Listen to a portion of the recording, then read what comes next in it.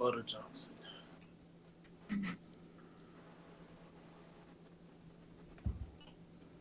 Oh gosh, intro didn't work.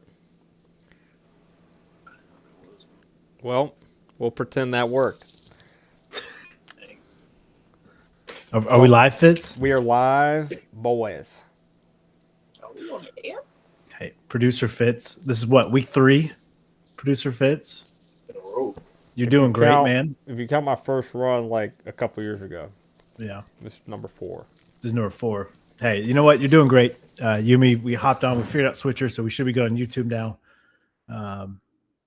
We'll get the intro video fixed. We'll figure this thing out, man. You're doing great. I appreciate it. It's a load off my plate, so you're doing phenomenal. You know what? I've realized you got a baby. You got your hands full. I can figure this out.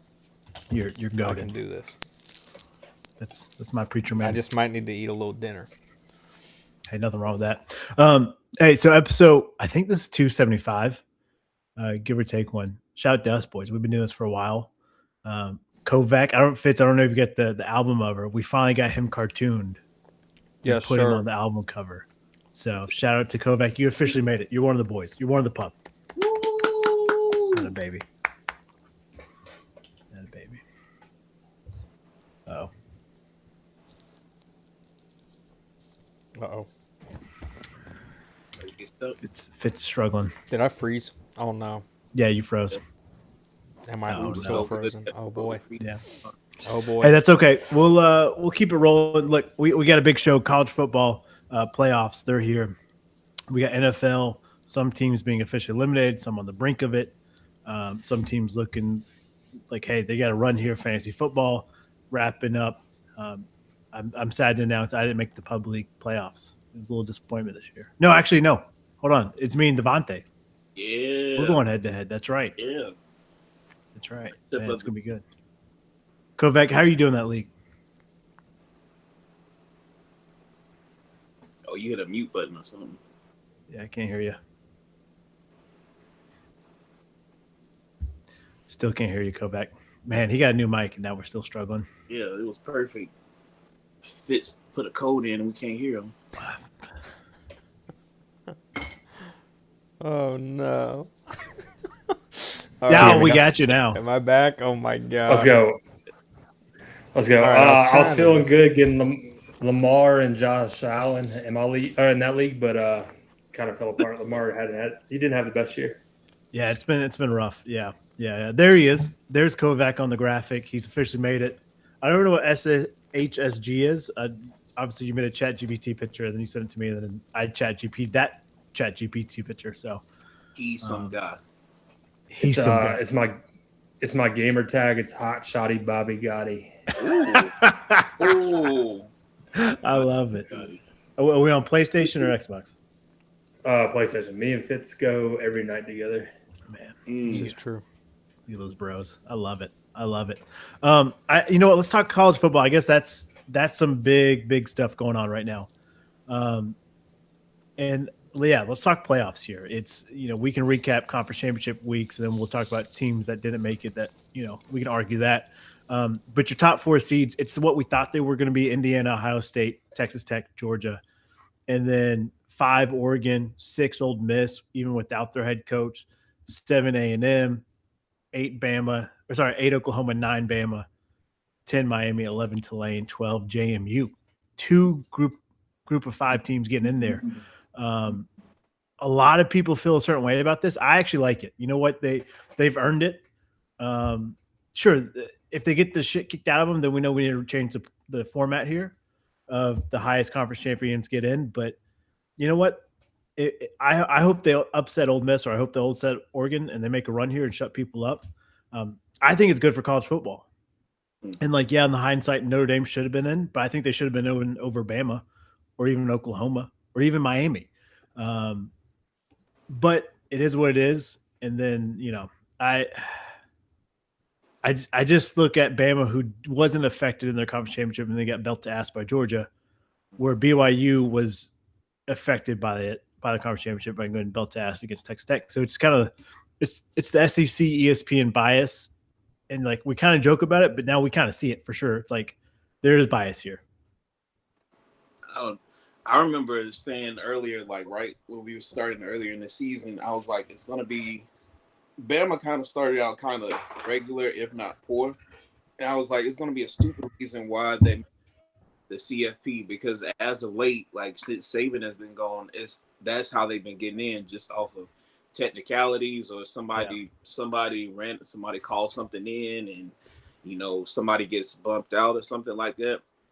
But I was looking at JMU and Tulane, and I think when people were talking about FSU getting in after Jordan Travis was hurt, and like, I think the fact that people let a bunch of comments and reworkings get in people's head, like, oh, because FSU dominated and they deserve their spot, but they don't have a quarterback now, they should get the boot.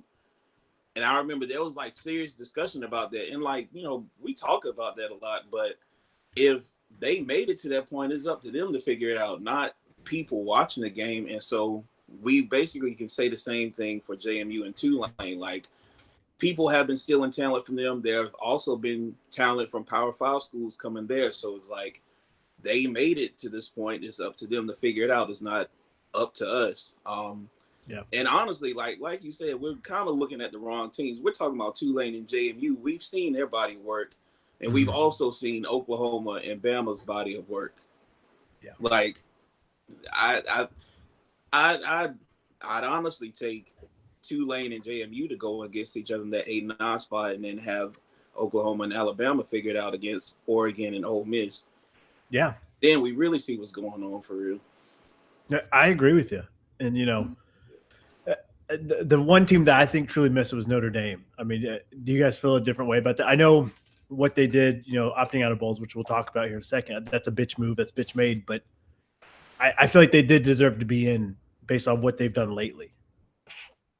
Yeah. I saw one thing today. They went on a 10-game win streak. They beat Purdue, who was 2-10, Arkansas, who's 2-10, Boise State, NC State, who's 7-5, USC. That's probably a pretty good win. And then Boston College 2-10. I don't know. I just like that they haven't won many good. No, I understand their point of view though, and like I get why they're complaining about it too. Yeah, and this is going into conference championship week. If you look at this bracket that Fitch just put in, Notre Dame was slotted in at 9. Like, they were supposed to be in. Obviously, Virginia, if they don't lose to if they don't lose to Duke in the conference championship, they're supposed to be in. I mean, you're talking a whole different playoff system.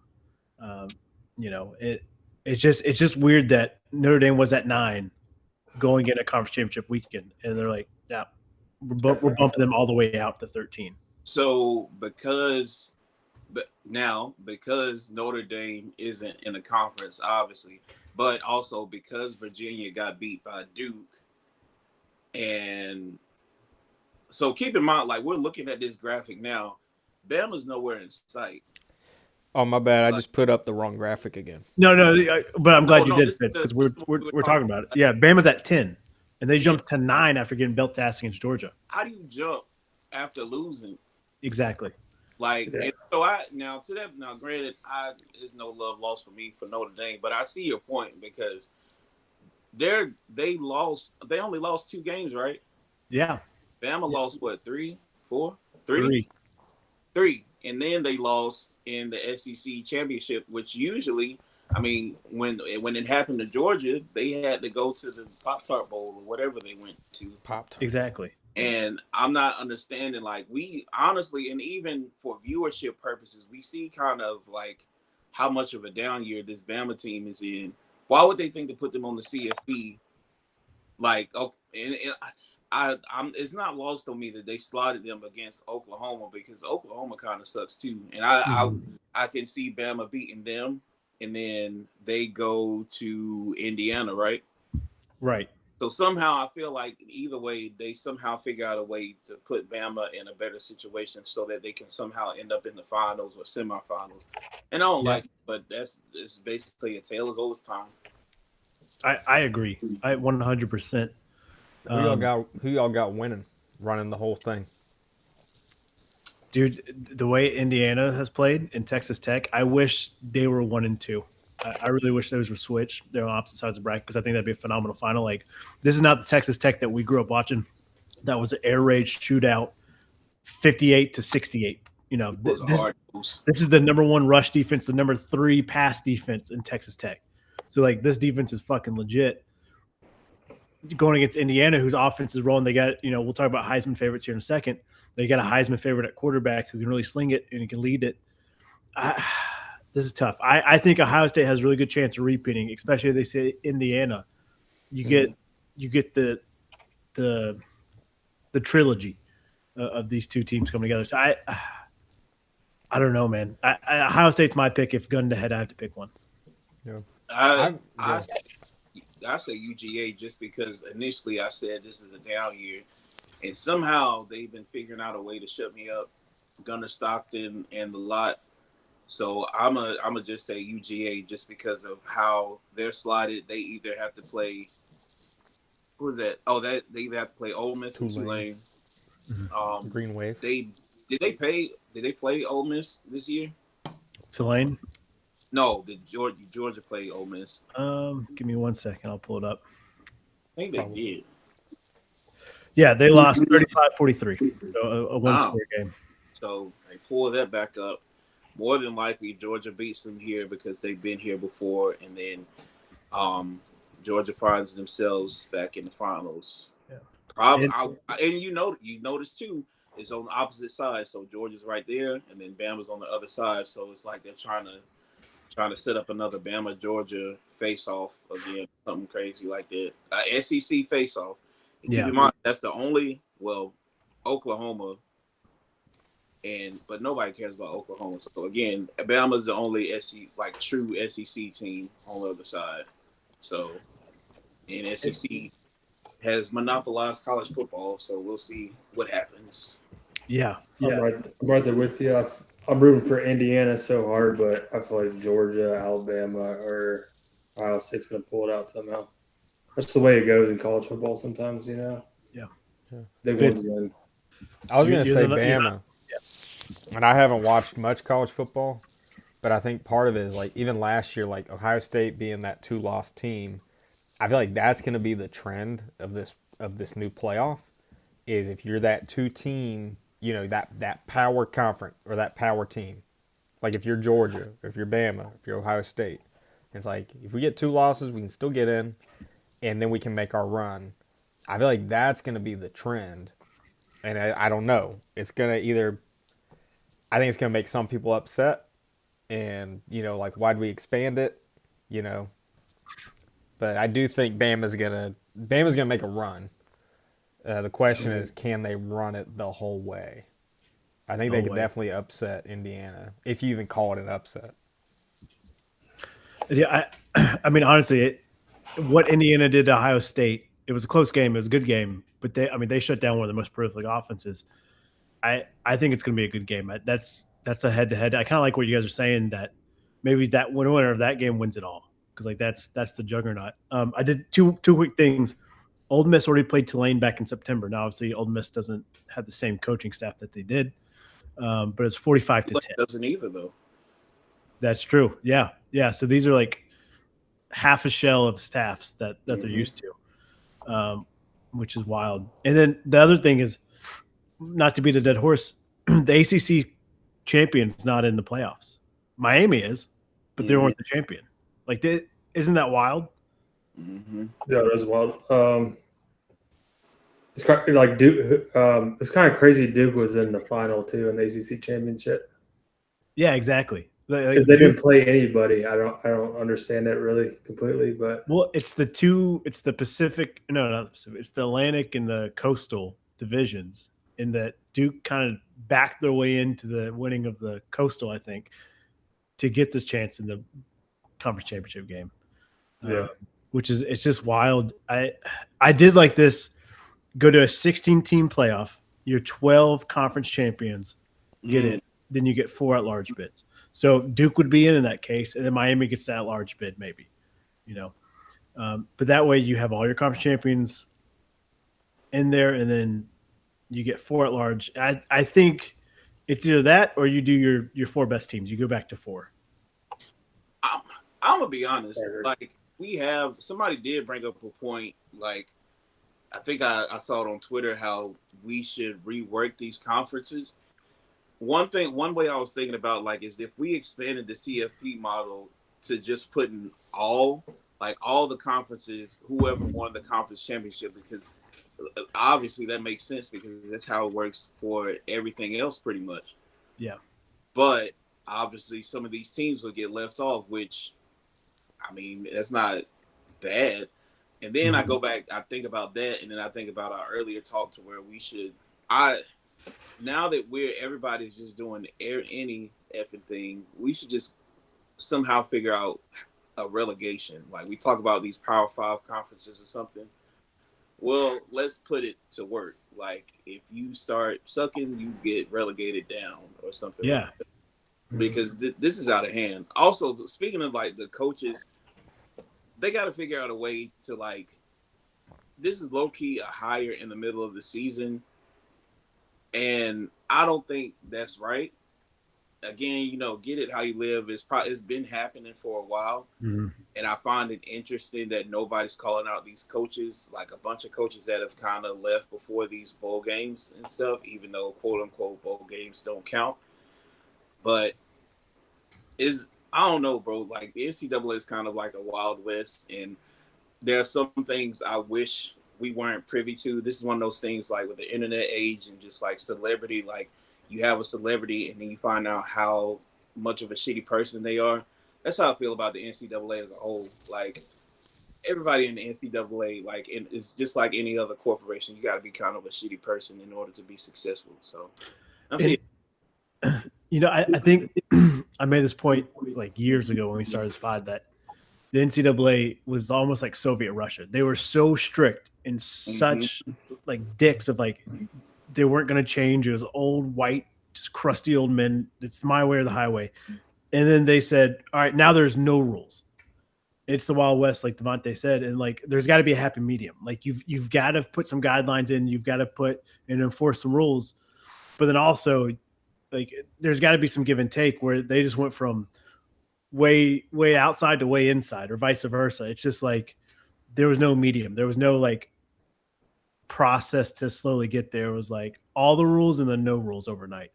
Mm-hmm. I think what's going to happen is they were already. I sent y'all that video on our IG group chat about Utah selling to private equity firm or something. Mm-hmm. That is going to happen to NCAA because the people keep talking about, we need to get the government involved, which is kind of crazy for sports. Like we have to get the government involved, and that is how the government is going to get involved.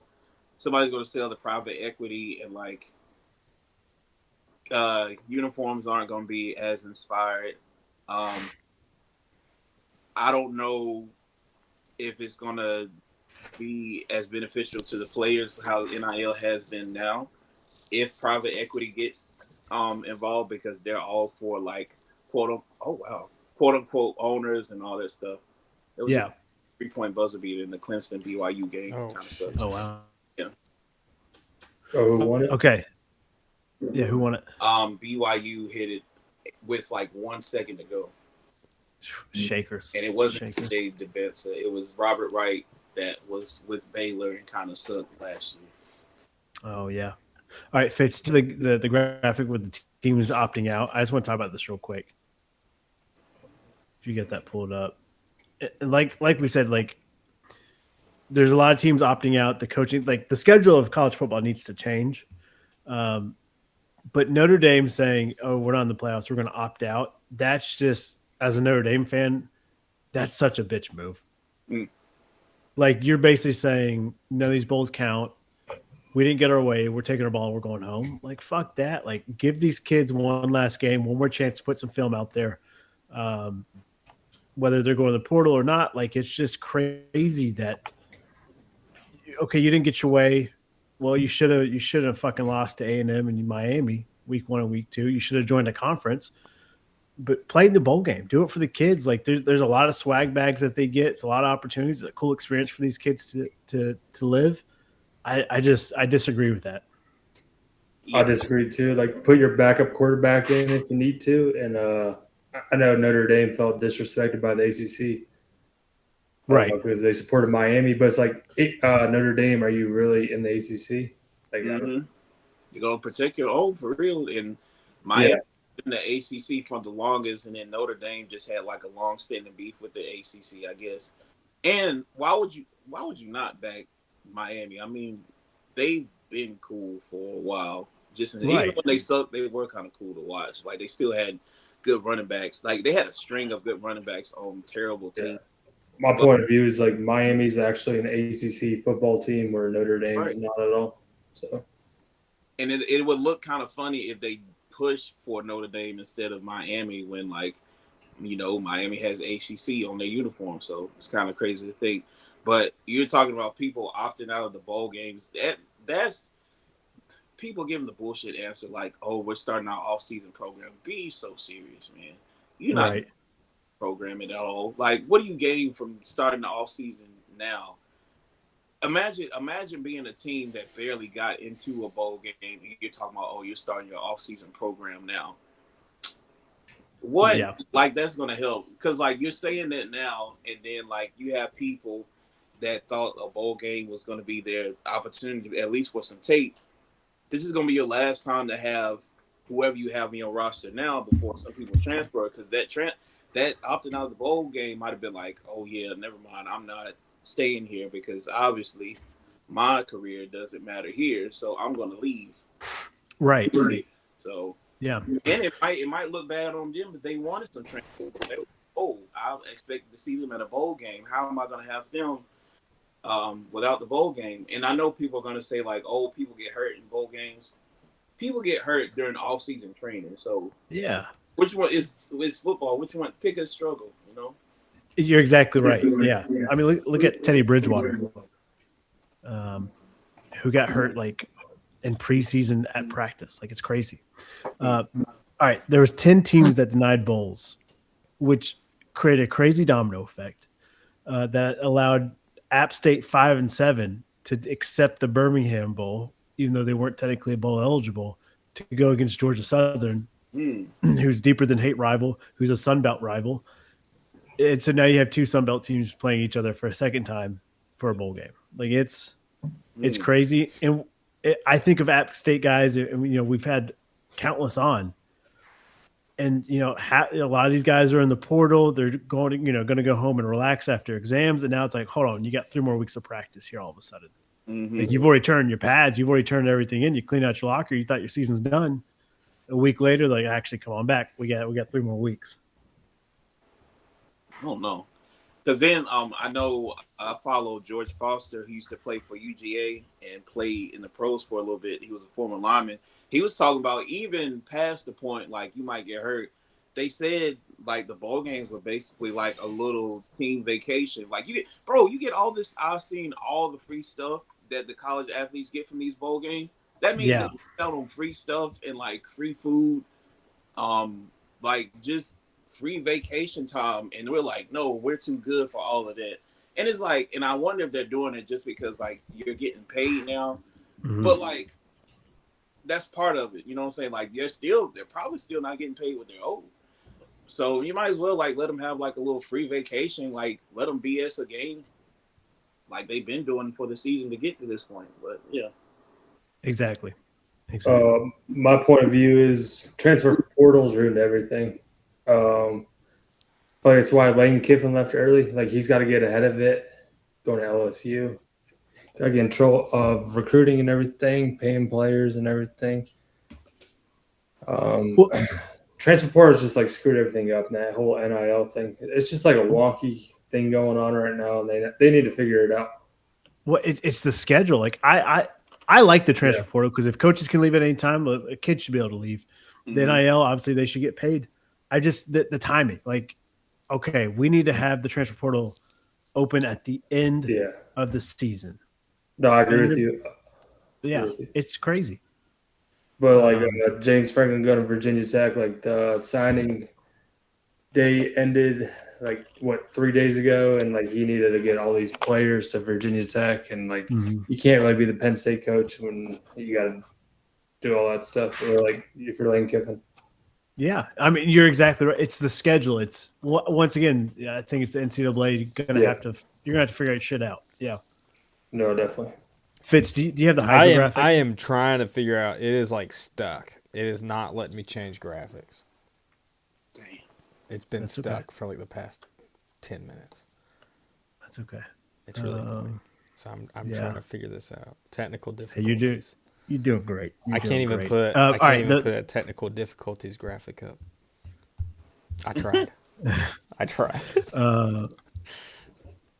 Do we? No, it's okay. We'll keep it rolling. All right, the 4 high.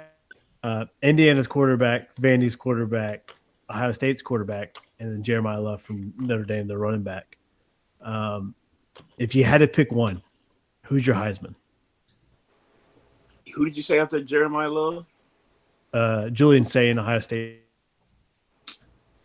Man, I feel like it was one good year to have a defensive player, but they didn't put. Who's that Texas Tech linebacker?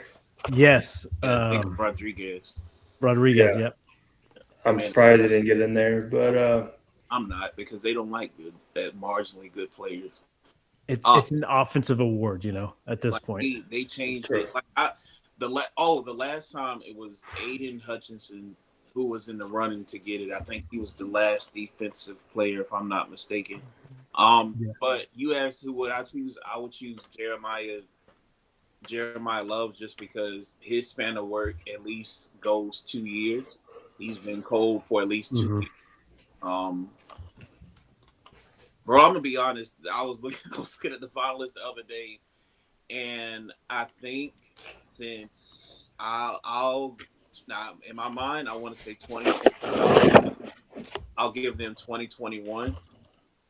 The standards of the Heisman have been kind of iffy. You know what I'm saying? Like, oh yeah, because 2021 Kenny Pickett was in the running, and like I'm not even just going off his pro career, but I don't know, man. And then the running with Jaden Daniels, I was like, okay, maybe it's gonna get better. And now we have this, and it's not to downplay any of these people's body of work, but they put up graphics of Jameis Winston, and I'm like, I lived to see that, and now I'm living to see this mess, and it's just like, where did we go wrong? Yeah. I agree. Fitz, let me ask, did you upload the graphics while we went live? Yes, I or did. Did you do it before? Okay, so that's why. You got to do it before, but that's okay. You didn't know. Oh, you got to do it before you go live, yeah. What? No, it's still messing up, but it's still messing up. Like, it's not letting me. I can't even switch back to like the 4 shot of us. Oh man. Like it's frozen. That's weird. It's hey, that's okay. Solid. Kovac, who do you pick? I got Mendoza, big underdog, Indiana. Got it. Mendoza was my pick, and then he got on the mic after the Big Ten game. I was like, I don't want to hear a Heisman speech from this guy. It sounds mean, but I was like, I don't want to hear it. No, he's kind of boring as hell. Yeah, I don't want Diego to win it. I can't stand his family. Yeah, he's like the Temu version of Johnny Manziel, and I just. Oh, that's disrespectful a little bit to Johnny. Well, that's why I say he's the Temu version. He's not the real version. I'd give him Blaine Gabbert. Temu Blaine Gabbert. Blaine Gabbert. I like that. That's kind of funny. Yeah, the Heisman lost his love. I know it sounds kind of biased, but like when Te'o didn't win the Heisman as a linebacker for Notre Dame, like his stats were, he was the biggest game changer there was on the field. And then I was like, all right, this is an offensive award now, and it's all about hype. It's not necessarily about the best talent. Like that's when I was like, all right, kind of the Heisman's lost. And then last year, Ashton Gentry not winning it, that was like absurd to me. Yeah, I wish he played this year. He'd be obvious favorite if he played this year. Oh yeah, for sure. It's kind of like the NFL MVP right now. Who's going to win it? It's just kind of no real. Yeah. Like quarterback play has been kind of terrible, but it's all exactly. All right. If I had to pick, I'll go Jeremiah Love. Even though I don't think he'll win it, I do think it may. I think it'll be Julian Sayin, but we'll see. All right. Is That's there it for college any- football. Unless you guys got Is something. there any way to like Oh, pause this or not? We have to stay. We have to stay live, right? Yeah. I just mean, feel I like guess this maybe thing you needs could. a reset. This thing needs a total Yeah. reset. You could hit the record button. See what that gives you. What's the Vegas odds for Heisman winner? I'll look that up real quick.